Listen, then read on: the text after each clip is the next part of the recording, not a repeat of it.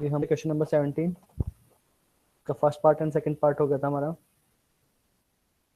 ठीक है।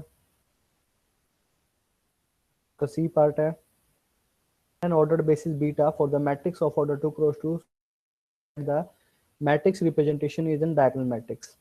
टी आपका ये ऑपरेटर गिवन है T of A equal to A transpose, ठीक है। एक बार दोबारा रिवाइज कर देते हैं। टी ऑफ ए जो है आपका ए ट्रांसपोज के इक्वल है।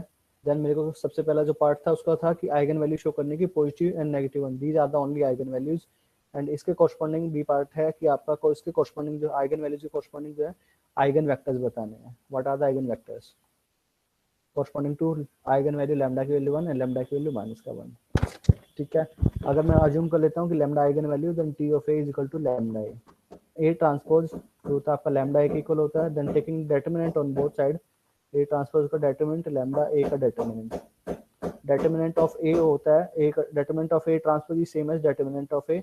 ये आपका होता है के ए का डेटर्मिनेंट होता है आपका k to the power n into determinant of A, so that is lambda to the power n into determinant of a, so this implies 1 minus lambda to the power n into determinant of a is 0। now अब हमारे पास है n पे depend करता है, a जो है आपका n cross n matrix है। अगर यहाँ पे n की वैल्यू ऑड होती है, यहाँ पे दो केस हैं। केस फर्स्ट कि अगर आपका डेटर्मिनेंट ऑफ a जो है आपका 0 है then we can say 1 minus lambda to the power n into 0 is 0। Left hand side equal to right hand side, कोई कॉन्ट्रडिक्शन होल्ड नहीं करता है। के second determinant of A is non zero, then ये आपका 0 1 minus lambda to the power n is 0, so this implies lambda to the power n will be 1। अब lambda to the power n यहाँ पे 1 है। अब यहाँ पे भी दो केस हैं, इज इवन अगर n इवन है, फॉर एग्जांपल 2 है, लैम्डा स्क्वायर इज 1, तो यहाँ पे आपके पास लैम्डा की वैल्यू दो पॉसिबिलिटी वैल्यू होती है, लैम्डा की value positive negative 1। If lambda is odd है, मैं अज्यूम कर लेता हूँ for example 3, then this implies lambda की केवल आपके पास एक ही चॉइस है, क्योंकि आपका जो फील्ड है वो आपका रियल फील्ड है। तो in case of real field these are the only possibility. तो हमारे पास दो पॉसिबिलिटी है आइगन वैल्यूज के लिए, लैम्डा की वैल्यू 1 है एंड लैम्डा की वैल्यू -1 है।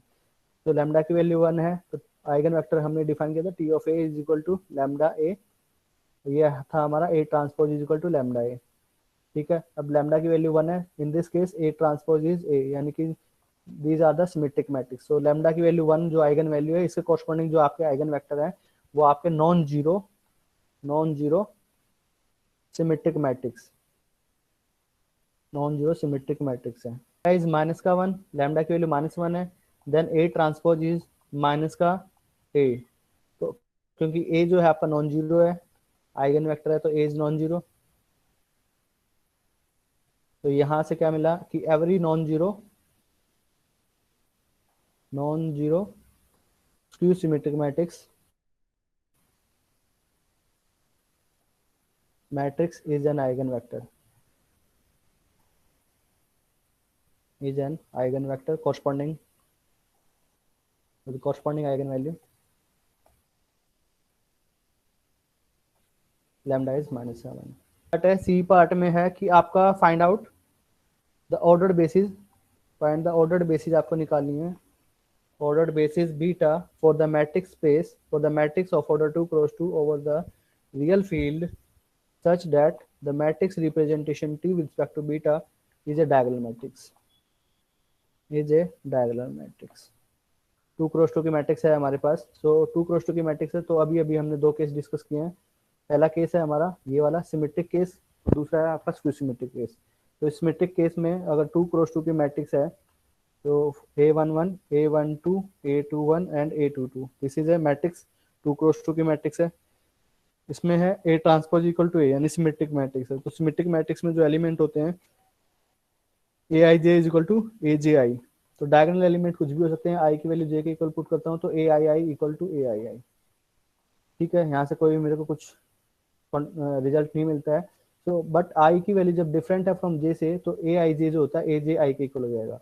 तो अगर ये मेरा सिमेट्रिक मैट्रिक्स है तो A11 यहाँ से कुछ नहीं कोई रिजल्ट नहीं मिलेगा, लेकिन A12 जो है आपका ए आई जे, यानी कि A12 जो है आपका A21 के इक्वल है, यानी कि ये एलिमेंट्स होंगे इक्वल होंगे। तो वी कैन से A12, इसको मैं अज्यूम कर लेता हूँ बोथ आर सेम, A12। तो ये इसको मैं क्या करता हूँ A11 1 0 0 0 प्लस A12 अगर मैं कॉमन निकालता हूँ A12 इसको हम कर सकते हैं 0 1 1 0 प्लस ए 2 2 कॉमन निकाल लेते हैं, तो ये हमारे पास बचेगा 0 0 0 1। जो सिमेट्रिक मैट्रिक्स है उसके पास बेसिस है हमारे पास, इसकी जो बेसिस है सिमेट्रिक मैट्रिक्स की जो बेसिस है वो है हमारे पास 1 0 0 0 0 0 0 1 and 0 1 1 0। This is the basis for the symmetric matrix. Now skew symmetric matrix के लिए निकालते हैं A transpose equal to minus A के लिए। तो ए का ट्रांसपोज माइनस ए के इक्वल है, यहाँ से क्या मिलेगा ए आई जे इज, इसके अगर कोई भी जनरल एलिमेंट है तो ए आई जे इज इक्वल टू, इसको मैं इधर ले आता हूँ तो माइनस और ये ए जे आई।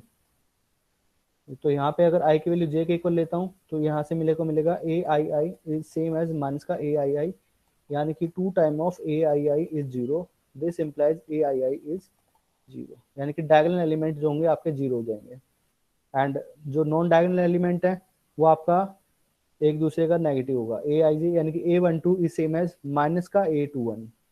मैट्रिक्स निकालता हूँ, बेसिस निकालता हूँ स्क्यू सिमेट्रिक मैट्रिक्स के लिए, सेम एज माइनस का ए 2 1, तो ये हो जाएगा माइनस का ए 2 1।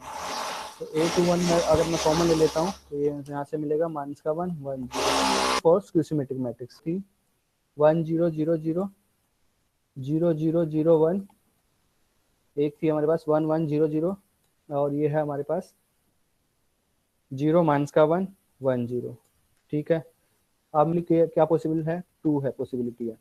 तो E2 और J की वैल्यू E21 प्लस E12। ठीक है, तो ये क्या बनेगा मेरा E21 ये प्लस E12, इन दोनों का सम, तो ये आपका क्या मिलेगा 0 1 1 0। तो this is your EIJ plus E12 plus E21। ठीक है, और ये आपका है माइनस में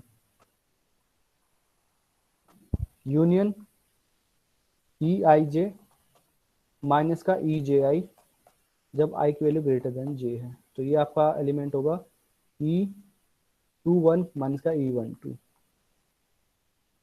ठीक है,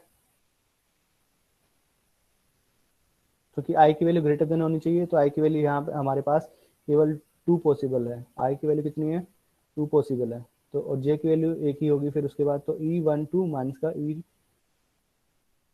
E21 माइनस का E12, ये आपका कितना हो जाएगा 2 second row first column, second row first column ये आपका 1 रहेगा, फिर माइनस का फर्स्ट रो सेकेंड कॉलम 0 0, तो ये आपका बन जाएगा 0 माइनस का 1 1 0। तो ये आपका ये एलिमेंट है। ए जो है आपका ए ट्रांसपोज है, तो टी ऑफ, अब इनके कोफिशिएंट वेक्टर निकालेंगे, T of V1 T of V2 V3 T of V4। तो टी ऑफ V1 निकालेंगे तो ये हमने V1 की वैल्यू है 1 0 0 0, तो टी ऑफ ए किस पे है ए ट्रांसपोज इसी के इक्वल है, तो दिस इज 1 V1, बाकी एलिमेंट 0 है। तो ये आपका फर्स्ट टी ऑफ V1 का कोऑर्डिनेट वेक्टर ये हो गया। फिर टी ऑफ V2 निकालेंगे, तो टी ऑफ V2 है आपका 0 0 1 0, इसका ट्रांसपोज लेंगे ये आपका V2 ही रहेगा। टी ऑफ V3 निकालेंगे V3 रहेगा, टी ऑफ V4 निकालेंगे माइनस का V4 हो जाएगा। तो उसको हमने टी ऑफ V1 का coordinate vector, T of V2 का, टी ऑफ V3 का coordinate vector, T of V4 का coordinate vector. Therefore matrix representation T with respect to this basis beta is a diagonal matrix. कि D part को basis निकालनी है, तो basis element can be of this form, अगर EIJ the matrix with the ijth entry 1 है and all other entries are 0, देन इनको हम लिख सकते हैं EII यानी कि E11, तो उसका 1 एलिमेंट 1 1 जो पोजीशन है वो 1 रहेगा, बाकी एलिमेंट 0 रहेंगे। तो इनका पोजीशन EII यानी कि डायगोनल एंट्रीज जो भी हैं E11 E22, तो वे एलिमेंट रहेंगे E11 E122, फिर ये n एलिमेंट हो जाएंगे आपके पास। फिर यूनियन EIJ प्लस EJI जब I की वैल्यू ग्रेटर देन J है, तो ये आपका ये एलिमेंट मिलता है, और EIJ माइनस का EJI इन दिस केस केवल ये एलिमेंट मिलता है। तो उसको जनरलाइजेशन है एनक्लोजर मैट्रिक्स के लिए कि हम basis element can be defined like that way. Next है आपका चैप्टर सेक्शन 5.1 कंप्लीट हो गया है। नेक्स्ट है आपका सेक्शन 5.2।